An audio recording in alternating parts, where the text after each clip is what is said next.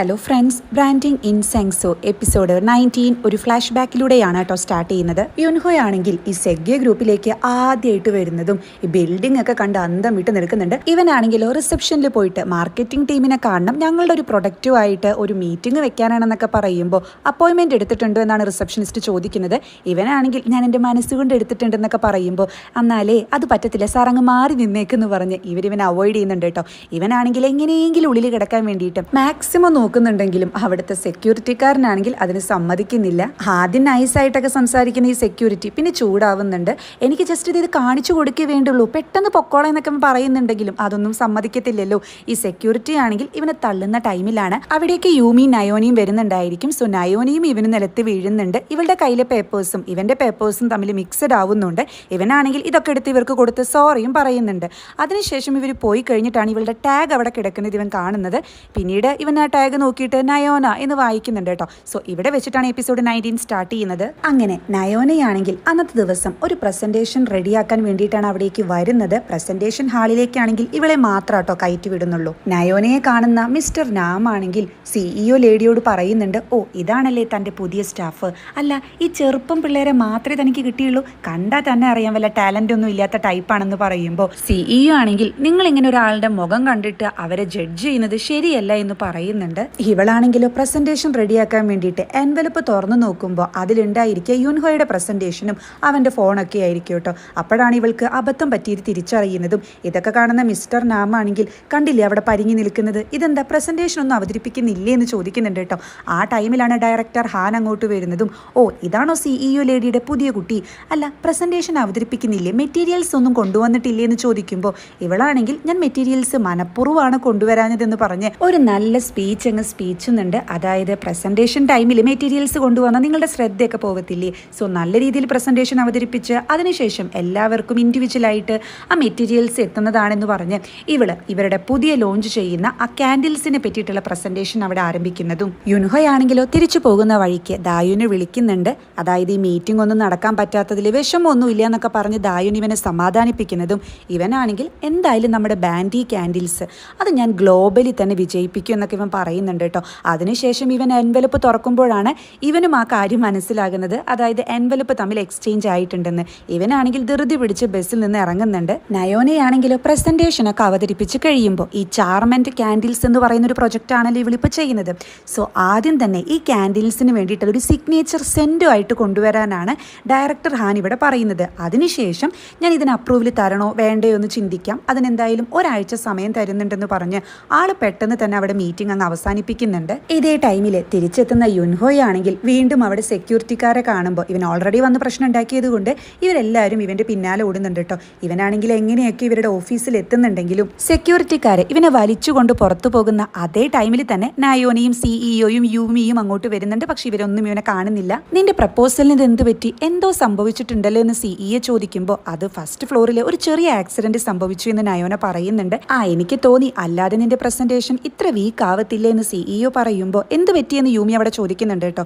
നയോനയാണെങ്കിൽ കുഴപ്പമൊന്നുമില്ല, 1 week time ഉണ്ടല്ലോ, ഞാൻ എൻ്റെ ബെസ്റ്റ് തന്നെ ചെയ്തിരിക്കുമെന്ന് പറയുന്നതും CEO ആണെങ്കിൽ ഈ പ്രൊജക്റ്റ് സക്സസ് ആവുകയാണെങ്കിൽ നിനക്ക് എത്രയും പെട്ടെന്ന് തന്നെ നീ ആഗ്രഹിക്കുന്ന ആ മാനേജർ പൊസിഷനിലേക്ക് എത്താൻ പറ്റുമെന്ന് പറയുന്നതും ആഹാ അങ്ങനെയാണെങ്കിൽ ഇവളായിരിക്കുമല്ലോ ഏറ്റവും യങ്ങസ്റ്റ് ആയിട്ടുള്ള മാനേജർ എന്ന് പറഞ്ഞ് യൂമി അവിടെ സന്തോഷിക്കുന്നുണ്ട് കേട്ടോ. ആ ടൈമിൽ അങ്ങോട്ട് നയോനെ എന്ന് വിളിച്ചിട്ട് യുൻഹോ വരുന്നുണ്ട്. എന്നാൽ ഇവള് നോക്കുന്ന ടൈമിൽ ഈ സെക്യൂരിറ്റിക്കാർ വീണ്ടും ഇവനെ വലിച്ചു കൊണ്ടുപോകുന്നത് കൊണ്ട് തന്നെ ഇവള് തിരിഞ്ഞു നോക്കുമ്പോൾ ആരെയും കാണില്ല. പിന്നീട് നയോനയാണെങ്കിൽ ഓവർ ടൈം ഒക്കെ വർക്ക് ചെയ്യുന്നതും ഒരാഴ്ചയ്ക്കുള്ളിൽ ഞാൻ എങ്ങനെ ഈ സെന്റ് കണ്ടുപിടിക്കുക എന്ന് ആലോചിച്ച് ഇവളാകെ തല പുകഞ്ഞിരിക്കുമ്പോഴാണ് യുൻഹോയുടെ ആ എൻവലപ്പ് ശ്രദ്ധിക്കുന്നതും അവരുടെ ആ പ്രസന്റേഷനിൽ അവര് ബാൻഡി ക്യാൻഡിൽസിന് വേണ്ടി ഉപയോഗിക്കുന്നത് ഒരു ട്രഡീഷണൽ ആയിട്ടുള്ള സെന്റ് ആണെന്ന് പറയുന്നുണ്ട്. ഇവളാണെങ്കിൽ ആ സെന്റിനെ പറ്റിയിട്ട് ഗൂഗിളിൽ അടിച്ചു നോക്കുന്നുണ്ട്. അതിനുശേഷം ഇവളുടെ ആ പ്രൊപ്പോസലിൽ എന്തൊക്കെയോ കൂട്ടി എഴുതി ചേർക്കുന്നുണ്ട് കേട്ടോ. അങ്ങനെ നെക്സ്റ്റ് ഡേ അതായത് ദായുന പ്രൊപ്പോസലിൽ ഈ സെന്റ് എവിടുന്ന കിട്ടുന്നൊരു പ്ലേസ് എഴുതിയിട്ടുണ്ടായിരിക്കും. അവിടേക്ക് മിസ്റ്റർ ചായയും അതുപോലെ യൂമിയും കൂട്ടി ഇവള് വരുന്നുണ്ട് കേട്ടോ. നയോനയാണെങ്കിൽ നിങ്ങൾ ഇങ്ങനെ എൻ്റെ പിന്നാലെ നടന്ന് ബുദ്ധിമുട്ടേണ്ട ആവശ്യമില്ല, എന്തിനാ വന്നേന്ന് ചോദിക്കുമ്പോൾ മിസ്റ്റർ ചായ ആണെങ്കിൽ ഞാൻ നിനക്കൊരു ലിഫ്റ്റ് തരാൻ വന്നതായെന്ന് പറയുമ്പോൾ യൂമി ആണെങ്കിൽ നീ എൻ്റെ ഫ്രണ്ട് അല്ലേ, ഞാനൊരു കമ്പനി തരാൻ വന്നതായെന്ന് പറയുന്നുണ്ട്. അങ്ങനെ ഇവര് ഈ ട്രഡീഷണൽ വീടിൻ്റെ ഉള്ളിലേക്ക് കടക്കുന്നുണ്ട് കേട്ടോ. അപ്പം നമ്മുടെ ഭാഷയിലൊക്കെ പറയുകയാണെങ്കിൽ ഈ ആയുർവേദ മഠം എന്നൊക്കെ പറയില്ലേ, അതുപോലെ ഒരു സ്ഥലത്തേക്കാണ് ഇവർ വരുന്നത്. ഇത് കാണുന്ന യൂമി ആണെങ്കിൽ നല്ല സ്മെല്ലുണ്ട്, നീ ഈ സ്ഥലം എങ്ങനെ കണ്ടുപിടിച്ചതെന്ന് ചോദിക്കുമ്പോൾ അതൊക്കെ കണ്ടുപിടിച്ചു എന്നാണ് നയോന പറയുന്നത്. പറയുന്നത്. അതായത് ദായുവിന്റെ പ്രപ്പോസൽ നോക്കി അടിച്ചു മാറ്റി വന്നതാണ് ഇവള്. അപ്പൊ ഇവിടുത്തെ മെയിൻ ആളാണെങ്കിൽ, അതായത് മാസ്റ്റർ ആണെങ്കിൽ ഈ ഒരു സെഗ്യ ഗ്രൂപ്പിൽ നിന്നാണ് വരുന്നതെന്ന് അറിയുമ്പോൾ നിങ്ങളോട് ഒരുപാട് പ്രാവശ്യം ഞാൻ പറഞ്ഞിട്ടില്ലേ, ഞങ്ങൾക്ക് ഈ പ്രൊഡക്റ്റ് ഈ കൊമേഴ്ഷ്യലായിട്ട് വിൽക്കാൻ തീരെ താല്പര്യമില്ല, അതുകൊണ്ട് തിരിച്ചു പോകണം എന്നാണ് ഇവളോട് പറയുന്നത്. ഇവളാണെങ്കിലോ, നിങ്ങളുടെ വയ്യാതായ മകന് വേണ്ടിയിട്ടല്ലേ നാച്ചുറലി ആയിട്ട് ഈ സെന്റ് ഉണ്ടാക്കാൻ തുടങ്ങിയത് എന്ന് ചോദിക്കുമ്പോൾ മാസ്റ്ററിന്റെ അസിസ്റ്റന്റ് ആണെങ്കിൽ അത് ഇദ്ദേഹത്തിന്റെ പേഴ്സണൽ മാറ്റർ ആണെന്ന് അവിടെ പറയുന്നുണ്ട്. അപ്പം നയോനയാണെങ്കിൽ നിങ്ങളുടെ പേഴ്സണൽ മാറ്റർ ആണെന്ന് എനിക്കറിയാം, സോ നിങ്ങളിപ്പോൾ ഇതിന് സമ്മതിക്കുകയാണെങ്കിൽ നിങ്ങൾക്ക് തന്നെയാണ് നേട്ടങ്ങൾ ഉണ്ടാവുമെന്ന് പറഞ്ഞ് ഇവൾ ഒരുപാട് പേപ്പേഴ്സ് ഒക്കെ കൊടുക്കുന്നുണ്ട്. അതുപോലെ 2 ദിവസത്തെ ടൈമും കൊടുത്ത് അവിടെ നിന്നും വരുമ്പോൾ ഇതൊക്കെ കാണുന്ന യൂമിയാണെങ്കിൽ, എന്നാലും നിനക്ക് കുറച്ച് മയത്തിലൊക്കെ സംസാരിക്കായിരുന്നില്ലേ, ഒന്നില്ലെങ്കിൽ നിന്റെ മുത്തച്ഛൻ്റെ പ്രായമില്ലേ എന്നൊക്കെ ചോദിക്കുമ്പോൾ ഇവളാണെങ്കിൽ അതിനൊന്നും ഇനി സമയമില്ല, എത്രയും പെട്ടെന്ന് എനിക്ക് ഈ പ്രൊജക്റ്റ് ശരിയാക്കിയേ പറ്റൂ എന്ന് പറഞ്ഞ് ഇവരവിടെ നിന്നും പോകുമ്പോൾ കറക്റ്റ് അതേ ടൈമിൽ തന്നെ യുൻഹോ അവിടേക്ക് വരുന്നുണ്ട് കേട്ടോ. ഇവനാണെങ്കിൽ അപ്പോൾ ഇവിടെയാണല്ലേ ആ മാസ്റ്റർ താമസിക്കുന്നത് എന്ന് പറഞ്ഞ് ഇവിടേക്ക് കിടക്കുന്ന ടൈമിൽ, അതായത് ഇവൻ ഇവിടേക്ക് ആദ്യമായിട്ടാണ് വരുന്നത്, ഈ ഇൻഫർമേഷൻസ് ഒക്കെ കൊടുക്കുന്നത് ദായുനാണല്ലോ. ഇവനാണെങ്കിൽ ഉള്ളിലേക്ക് ചെല്ലുമ്പോൾ കാണുന്നത് ഈ മാസ്റ്ററുടെ മകന്റെ വായിൽ നിന്നും ഒരുപാട് ബ്ലഡ് ഒക്കെ വരുന്നതാണ്. അങ്ങനെ പിന്നീട് ന്യൂസിലൊക്കെ വരുന്നത് ഈ സെഗ്യ ഗ്രൂപ്പുകാർ ഈ ചാർമെന്റ് ക്യാൻഡിൽസ് ഇറക്കുന്നുണ്ട്. ഈ ക്യാൻഡിൽസിന്റെ സെന്റ് വളരെയധികം ട്രഡീഷണൽ രീതിയിലാണ് മാസ്റ്റർ ഉണ്ടാക്കുന്നത് എന്നൊക്കെ പറഞ്ഞ് ന്യൂസിലെല്ലാം വരുന്നുണ്ട് കേട്ടോ. അതായത് ഇയാൾ പിന്നീട് ഇയാളുടെ ഗതികേട് കൊണ്ട് സമ്മതിച്ചതായിരിക്കണം. എന്തായാലും സംഭവം കയറി അങ്ങ് സക്സസ് ആകുന്നതോടെ ഡയറക്ടർ ഹാനിന് ഭയങ്കര സന്തോഷമായിരിക്കും. മിസ്റ്റർ നാം ആണെങ്കിലും ആൾക്ക് അന്നേ ഒരു ചെറിയ കുശുമ്പുണ്ട്. ആളപ്പം അവിടെ പറയുന്നുണ്ട്, അല്ല ഈ ഒരു മാസ്റ്ററെ മാത്രം ആശ്രയിച്ചിട്ട് നമുക്ക് എത്ര കാലം പോകാൻ പറ്റുമെന്ന്. അപ്പോൾ നമ്മുടെ CEO ലേഡി ആണെങ്കിലോ ഇപ്പം തൽക്കാലം ഒരു മാസ്റ്ററേ ഉള്ളൂ, പക്ഷേ ഇനി നമ്മൾ ഒരുപാട് സെൻസ് ഒക്കെ ഉണ്ടാക്കുന്ന മാസ്റ്റേഴ്സിനെ കണ്ടുപിടിക്കും, അവരെ വെച്ചിട്ട് പുതിയ പ്രൊഡക്റ്റ് ഒക്കെ ഇറക്കുമെന്ന് പറയുമ്പോൾ ഡയറക്ടർ ഹാനിന് അതങ്ങ് ഇഷ്ടപ്പെടുന്നുണ്ട്. ഡയറക്ടർ ഹാനാണെങ്കിൽ മിസ്റ്റർ നാമിനോട് പറയുന്നുണ്ട്, താനിപ്പോൾ ഈയിടെയായിട്ട് ഭയങ്കര നെഗറ്റീവാണ്, ഏടോ സംഭവം അങ്ങ് ഹിറ്റായില്ലേ, ഒരുപാട് വലിയ വലിയ ഹോട്ടൽസ് വരെ നമ്മുടെ ക്യാൻഡിൽസാണ് ഇപ്പോൾ ഉപയോഗിക്കുന്നത് എന്നൊക്കെ പറയുന്നതും ഹാൻ നയോനയോട് ചോദിക്കുന്നുണ്ട്, അല്ല അപ്പോൾ ഇത്രയൊക്കെ കാര്യങ്ങൾ ചെയ്ത തനിക്ക് എന്താ വേണ്ടേ എന്ന്. ഇത് കേൾക്കുന്ന മിസ്റ്റർ നാമാണെങ്കിൽ എന്ത് വേണമെങ്കിലും ചോദിച്ചോ, ഡയറക്ടർ ഹാൻ അത് ചെയ്തു തരുന്നപ്പോൾ അവിടെ പറയുന്നുണ്ട് കേട്ടോ. നയോനയാണെങ്കിൽ ആകെ ഹാപ്പി ആയിരിക്കുന്നതും ഇതേ സമയത്ത് ഇതൊക്കെ ഉണ്ടാക്കിയിട്ടുള്ള ഇതിൻ്റെയൊക്കെ പിന്നിലുള്ള ദായുനാണെങ്കിൽ ഈ ന്യൂസൊക്കെ കണ്ട് ആകെ വിഷമിക്കുന്നുണ്ട്. പാവം യുൻഹോയാണെങ്കിലോ ആ ഒരു സെഗ്യ ഗ്രൂപ്പിൽ വന്നിട്ട് ഒറ്റയാൾ പോരാട്ടമൊക്കെ നടക്കുന്നുണ്ട് കേട്ടോ.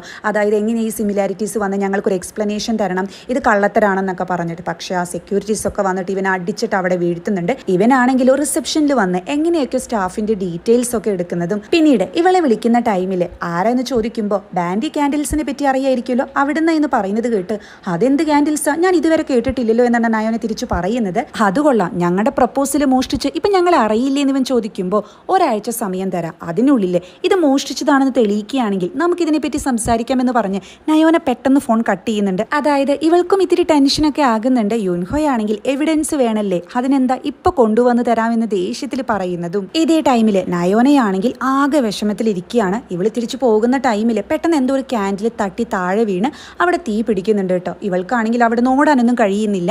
അതായത് കാലിന് എന്തോ പ്രശ്നമുള്ള കുട്ടിയാണ്. ഇവള് വീണിട്ട് അവിടെ മൊത്തം തീ പിടിക്കുന്നൊരു സീനാണ് കാണിക്കുന്നത്.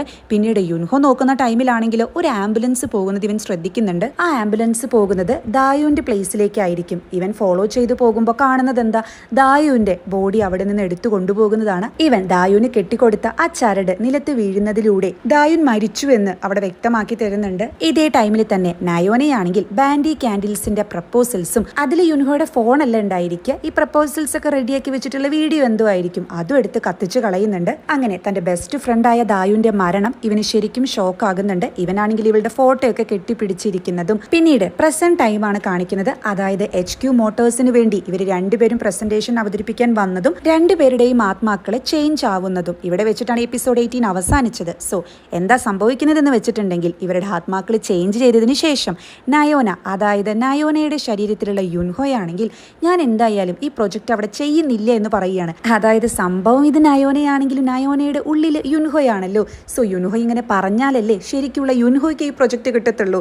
ഈ സമയത്ത് യുൻഹോയാണെങ്കിൽ, അതായത് യുൻഹോയുടെ ശരീരത്തിലുള്ള നയോനയാണെങ്കിൽ ഇവളുടെ വായ പൊത്തിയിട്ട് അങ്ങനെ പറയല്ലേ എന്ന് പറയുന്നുണ്ട്. യുൻഹോയാണെങ്കിൽ ഞങ്ങൾ രണ്ടുപേരും തന്നെ ഈ പ്രസന്റേഷൻ അവതരിപ്പിക്കാം, അതിനുശേഷം നിങ്ങൾ തീരുമാനിച്ചാൽ മതി, പക്ഷേ 1 വീക്ക് ടൈം വേണമെന്ന് പറഞ്ഞ് അവിടെ നിന്നും നയോനയെ വലിച്ചങ്ങ് കൊണ്ടുപോകുന്നുണ്ട് കേട്ടോ. യുൻഹോയുടെ ശരീരത്തിലുള്ള നയോനയാണെങ്കിൽ നിനക്ക് എന്താ ചാവണോ എന്ന് ചോദിക്കുമ്പോൾ നയോനയുടെ ശരീരത്തിലുള്ള യുൻഹോയാണെങ്കിൽ എന്താ നിനക്ക് കൊല്ലണോ, എന്നാ കൊന്നോ, ഇത് നിന്റെ ബോഡി തന്നെ എന്നവിടെ പറയുന്നുണ്ട്. നയോനയാണെങ്കിൽ, അതായത് നയോനയുടെ ശരീരത്തിലുള്ള യുൻഹോ അവിടെ ചോദിക്കുന്നുണ്ട്, ആ ബാൻഡി ക്യാൻഡിൽസ് പ്രൊജക്ടിന് ശേഷമായിരിക്കുമല്ലോ അല്ലേ? സെഗ്ഗി ഗ്രൂപ്പിലെ മാർക്കറ്റിംഗ് ടീം പിരിച്ചുവിട്ടത്, പക്ഷേ അതുകൊണ്ടൊന്നും നിനക്കൊരു മാറ്റവും സംഭവിച്ചില്ല. നീ എത്തേണ്ട സ്ഥാനത്ത് തന്നെ എത്തിയല്ലോ. എന്നാലും ഇത്രയും കാലമായിട്ട് നിനക്ക് ഒരു കുറ്റബോധമെങ്കിലും തോന്നിയിട്ടുണ്ടോ? അതെന്തായാലും ഉണ്ടായിട്ടുണ്ടാവില്ല എന്ന് എനിക്കറിയാം. അങ്ങനെയെങ്കിൽ എന്നെ കാണുമ്പോൾ തന്നെ ഓർമ്മ വരേണ്ടേ? അതുകൊണ്ടൊക്കെ തന്നെയാണ് ഞാൻ ഇത്രയും ഇങ്ങനെയൊക്കെ ചെയ്തു കൂട്ടിയതെന്ന് ഇവൻ പറയുമ്പോൾ യുൻഹോയുടെ ശരീരത്തിലുള്ള നയോന ചോദിക്കുന്നുണ്ട്, നീ എൻ്റെ ലൈഫ് എൻ്റെ ബോഡി ഉപയോഗിച്ച് നശിപ്പിക്കാനാണോ ശ്രമിക്കുന്നതെന്ന്. യുൻഹോയാണെങ്കിലോ അതെ എന്ന് പറയുന്നതും നയോൻ അവിടെ ചോദിക്കുന്നുണ്ട്, നമ്മുടെ ബോഡീസ് ഇങ്ങനെ ചേഞ്ച് ആയതിന് നിനക്ക് എന്ത് എക്സ്പ്ലനേഷനാ തരാനുള്ളതെന്ന്. അപ്പോൾ യുൻഹോയാണെങ്കിലോ അവിടെ പറയുന്നുണ്ട്, ആ ഒരു ഇൻസിഡന്റിന് ശേഷം ഞാൻ എപ്പോഴും പ്രാർത്ഥിക്കുകയായിരുന്നു, എനിക്ക് നയോനയാവാൻ പറ്റിയിരുന്നെങ്കിൽ, അങ്ങനെയെങ്കിൽ നിന്റെ സ്ഥാനത്ത് നിന്ന് ഞാൻ ഈ ലോകത്തോടെ എല്ലാ സത്യങ്ങളും വിളിച്ചു പറയുകയായിരുന്നു. എന്തായാലും അവസാനം എൻ്റെ പ്രാർത്ഥനയ്ക്ക് ഒരു ഉപകാരം ഉണ്ടായി എന്ന് പറയുമ്പോൾ എന്ത് നോൺസെൻസ് നീ പറയുന്നേ എന്ന് നയോൻ അവിടെ ചോദിക്കുന്നുണ്ട്.